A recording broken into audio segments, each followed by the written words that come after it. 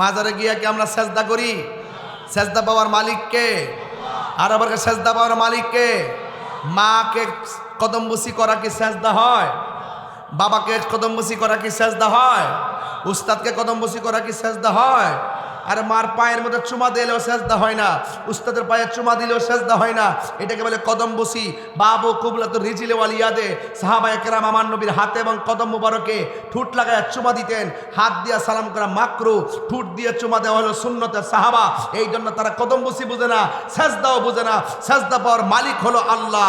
আল্লাহ ছাড়া যদি কেউ কাউকে আল্লাহ মনে করে সেজদা করে তারা মুশরিক হয়ে যাবে। কথা বলেন ঠিক না বেটে?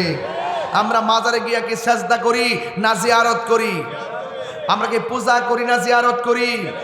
পূজা জিয়ারত করা কি সুন্নত না হারাম?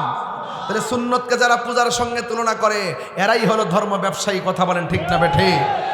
এজন্য এদের সাথে আহলুস সুন্নাত ওয়াল জামাতের কোনো সম্পর্ক, আরো বর্গের কোনো সম্পর্ক। এই জন্য আমরা সেজদা করবো আল্লাহকে, আল্লাহ ছাড়া কারোর কাছে মাথা নত করি না। সেজদার অনেক মিনিংস আছে, সেজদার অনেক অর্থ আছে। আপনি যদি বলেন যে আমি মাথা নইলে শিরিক হয়ে যায়, তাহলে তো কোদাল দিয়ে মাটি কাটলে প্রত্যেক কুবি কুবি শিরিক হইল। ইন্নামাল আমালু বিন্নিয়াত, ইন্নামাল আমালু, নিয়তের উপর সব নির্ভর করে। কথা বলেন ঠিক কিনা? আমরা মাথা নোয়া সালাম করি দীক্ষা অনেকে ফতোয়া দিছে যে পরীক্ষার মাথা নোয়ান যাইতে না, মারে সালাম করেন যাইতে না, মাথা নোয়া কি মেডিসিন ঢুকাই দিছে। অথচ আগে দেখছি পরীক্ষা যখন আগাইতো আমরা সুন্দর করে মারে সালাম করতাম, সালাম কইরা আমরা তখন পরীক্ষার হলে যেতাম, আল্লাহর রহমতে পরীক্ষা ভালো হইতো। আর এখন ওই ফতোবাজরা ইউটিউব মৌলবীদের কারণে পোলাপানগুলো এখন মাকে সালাম করে না। দেখবেন এই আমলে এই প্রজন্মের শতকরা 80% পোলাপান মারে মূল্যায়ন করে না। যদি মারে যদি বছরে যদি একদিবারও যদি ঈদের সময় সালাম কইরা করে মা বাপরে সালাম করে করে যদি মাঠে যাইতো, তাইলে একদিনের সালামে তার কয়েক বছর প্রেম থাকতো। কথা বলেন ঠিক কিনা? আমরা মারে এখনো সালাম করি, আমরা এখনো মা বাপরে সালাম করি, মারে সালাম করি। এদের সালাম করার জায়েজ আছে না নাই? আর বড় করে আছে না নাই?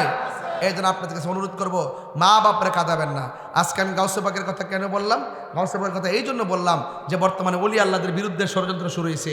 এই জন্য ওলি আল্লাহদেরকে স্মরণ করলাম প্রতিবাদ স্বরূপ যে ওলি আল্লাহরা এই দেশে ইসলাম এনেছেন। ওলি আল্লাহদের পথে মতে যারা চলবে এরাই ইহকাল পরকালে কামিয়াবি হবে। আল্লাহ রাব্বুল আলামিন বলেন, আতিউল্লাহ ওয়া আতিউ রাসূলা ওয়া উলিল আমরি মিনকুম।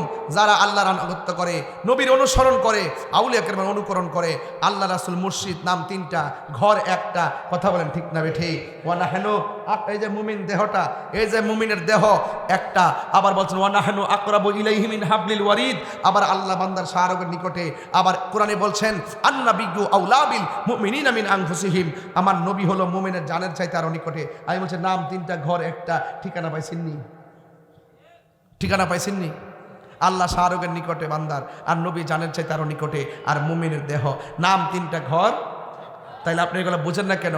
এই জন্য ওলি আল্লাহদের দুশ্মনী করলে নবীকে পাওয়া যাবে না, নবীর সঙ্গে দুশ্মনী করলে আল্লাহকে পাওয়া যাবে না। এই জন্য তিনটা জিনিস অত্যন্ত গুরুত্বের সাথে আপনাকে অনুভব করতে হবে। অনুভব শক্তিতে ওলি আল্লাহর মহব্বত রাখতে হবে। আল্লাহ রাব্বুল আলামিন আমাদের সকলকে ওলি আল্লাহর মহব্বত ধরে রাখার তৌফিক দান করুন, আমিন। আসেন দাঁড়িয়ে নবীরে সালাম দে ইয়া নবী। কোনদিন মাতনার নয় বউ আফন, ও আবলুসন। বউ কোন আবলুসন মানে আবুল হোসেন।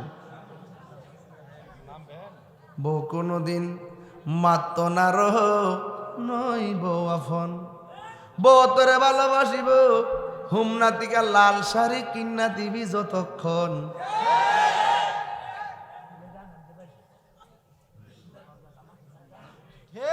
মুরব্বী বেড়া, মুরব্বী বেড়া আসতেছ, ও আসতে মানে জাগা মতো হয়েছে দেখা যা। ফুয়ার যখন কোনো জায়গায়, এটা সিলেট বা নোয়াখালী গেলে গায়ে আর কেমনে, ফুয়ার যখন কোনো জায়গায় আফদ বিপদ হয়, বউয়ের আগে মা জানইন কথা মিশা নয়। বউ তোর জানতেন একটা গেলে সাইড একটা গেলে কটাইব। বউ তোর জানতেন মা হইল অমূল্য ধন, বউ কোনদিন মাত্র নারো নই বউ আফন, ও আবলুসন। বউ কোনদিন মাত্র নারো নই বউ আফন, ঠিক কিনা? আমি এই কথা কই না যে তোমরা বউরে কষ্ট দাও, আমি বউরের দোষী 20% আর জামাইরে দোষী 80%। হে যদি ঠিক মতো জামাই হইতো তাইলে বাধ্য করলইলে যে আমার মা বাপরে সেবা করবা। কথা কোন ঠিক কিনা? এ বউর ডরে মারে ফ্যানটাও দেয় না, সৌরভিতে তো লাইন দিতে দেয় না, এমন লোক আছে না নাই? আছে না নাই? আছে, আছে না নাই? পরিষ্কার কথাই বলা যে ছেলে বউ গন্ডগোলটা কিন্তু ইয়ানি লাগে, গন্ডগোলটা কিন্তু এমনি সৃষ্টি হয়। আপনি বৌমাটারে মেয়ের মতো দেখবেন, আর বউদেরকে বলে দিয়ে যায় তোমার শাশুড়িটারে তোমার মার মতো দেখবা। ঠিক কিনা বলেন? তাহলে কি এইভাবে যদি চলে তাহলে সংসারে কোনো অশান্তি হইব? এ কুড়াকুড়ি চলবে না, বন্ধ বন্ধ করতে হবে। এই জন্য আওয়াজ করে বলুন ইজ্জতের মালিক কে?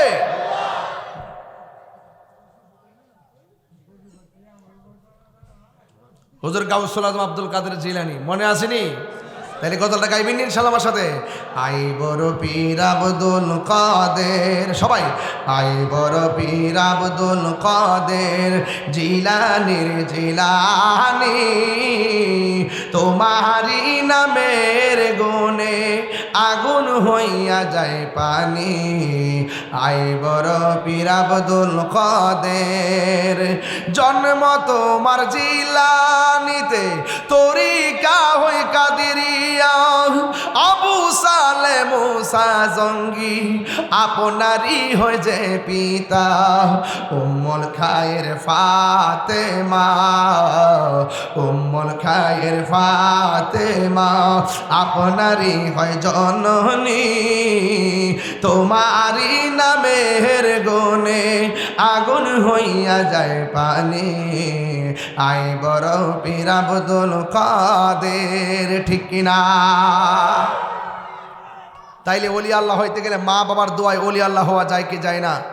আজকে থেকে ওয়াদা করেন আমরা কোনোদিন মা বাপরে কষ্ট দিব, এবং 5 ওয়াক্ত নামাজের দরকার আছে না নাই?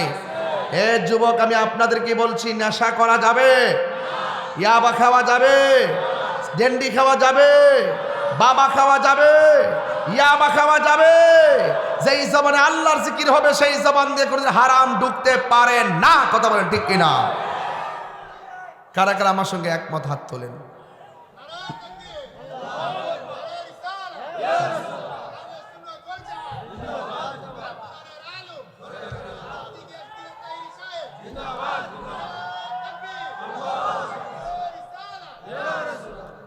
আল্লাহু আকবার বলেন। তাহলে ওলি আল্লাহ হইতে গেলে হারাম খাওয়া যাবে, আওয়াজ জোরে হবে, হারাম খাওয়া যাবে, মানুষের হক মেরে খাওয়া যাবে। আল্লাহ বললেন আমি সব মাফ করে দিব, 2টা গুনাহ মাফ করতাম না। একটা হলো যারা বান্দার হক নষ্ট করে, আর একটা হলো যারা আল্লাহর সঙ্গে শরীক করে। আমরা কি আল্লাহর সঙ্গে শরীক করি?